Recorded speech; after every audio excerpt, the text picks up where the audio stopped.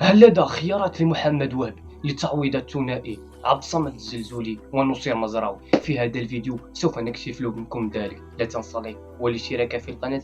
هيا بنا. فبعد المباراة التي لعبها المنتخب المغربي أمام المنتخب النرويجي والتي انتهت بالتعادل الإيجابي، تعرض لاعبين من المنتخب المغربي للإصابة وهما عبد الصمد الزلزولي ونصير مزراوي. ففي الشوط الأول كان المنتخب المغربي يستحوذ على الكرة بشكل فائق جدا، ومنها جاء الهدف الأول في الدقيقة الثامنة عن طريق اللاعب إبراهيم دياز. نعم، دياز اللاعب المتألق جدا في صفوف ريال مدريد. ولكن لم تكمل الفرحة، ففي الدقيقة 29 تعرض نصير مزراوي إلى الإصابة التي دخل في مكانه بالعمل، ولم تهدأ الأمور بعد.